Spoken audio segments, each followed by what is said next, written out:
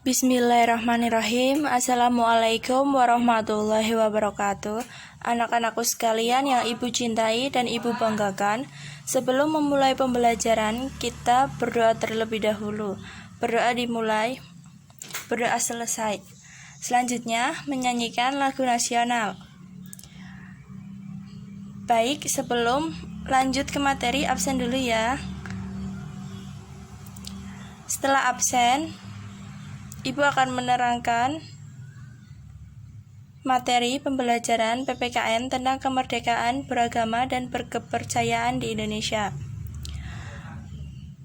Tujuan pembelajaran, siswa dapat mendeskripsikan pengertian kebebasan beragama dan berkepercayaan serta landasan hukumnya.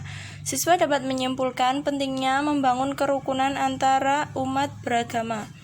Ada dua yang ingin Ibu sampaikan. Yang pertama, pengertian kemerdekaan beragama dan berkepercayaan di Indonesia. Yang kedua, membangun kerukunan umat beragama. Yang pertama, pengertian kemerdekaan beragama dan berkepercayaan. Setiap manusia bebas memilih melaksanakan ajaran agama menurut keyakinan dan kepercayaannya, dan tidak boleh dipaksa oleh siapapun, baik itu oleh pemerintah, pejabat agama, masyarakat, maupun orang tua sendiri. Dijamin oleh Undang-Undang Dasar Negara Republik Indonesia tahun 1945 pasal 28E ayat 1 dan 2 ayat 1. Setiap orang bebas memeluk agama dan beribadat menurut agamanya, memilih pendidikan dan pengajaran, memilih pekerjaan, memilih kewarganegaraan, memilih tempat tinggal di wilayah negara dan meninggalkannya, serta berhak kembali. Yang kedua, setiap orang berhak atas kebebasan meyakini kepercayaan, menyatakan pikiran dan sikap sesuai dengan hati nuraninya. Di samping itu, dalam pasal 29 Undang-Undang Dasar Negara Republik Indonesia tahun 1945 ayat 2, negara menjamin kemerdekaan tiap-tiap penduduk untuk memeluk agamanya masing-masing dan untuk beribadat menurut agamanya dan kepercayaan itu. Ketentuan-ketentuan di atas semakin menunjukkan bahwa di Indonesia telah dijamin adanya persamaan hak bagi setiap warga negara untuk menentukan dan menetapkan pilihan agama yang dianut, menunaikan ibadah serta segala kegiatan yang berhubungan dengan agama dan kepercayaan masing-masing.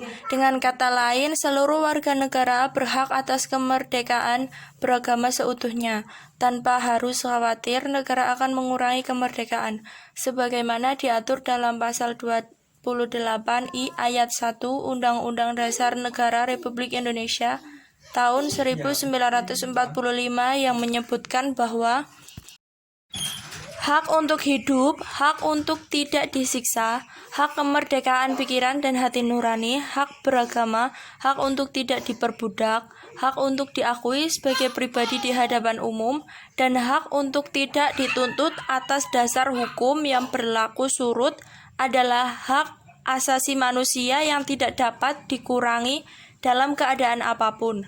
Oleh karena itu, untuk mewujudkan ketentuan tersebut, diperlukan hal-hal sebagai berikut.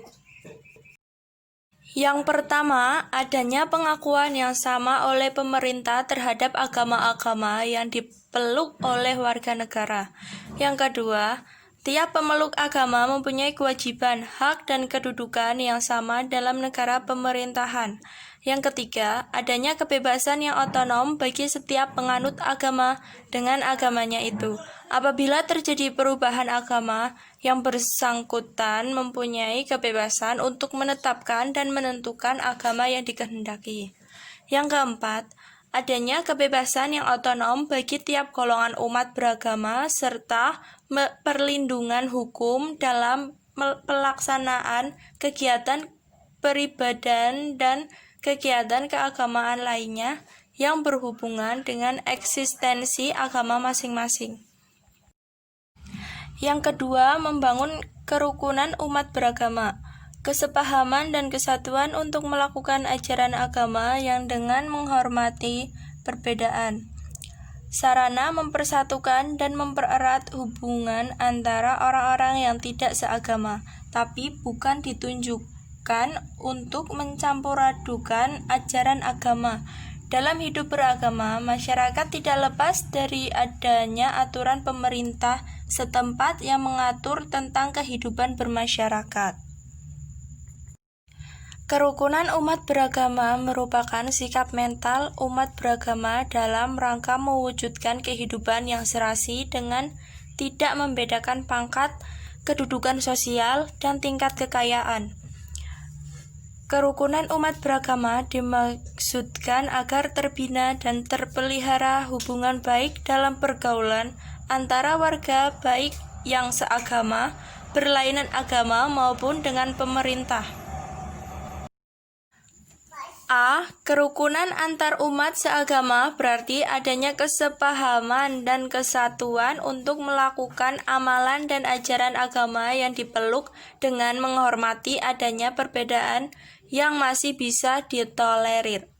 B. Kerukunan antar umat beragama adalah cara atau sarana untuk mempersatukan dan mempererat hubungan antara orang-orang yang tidak seagama dalam proses pergaulan ditunjukkan untuk mencampuradukan ajaran agama.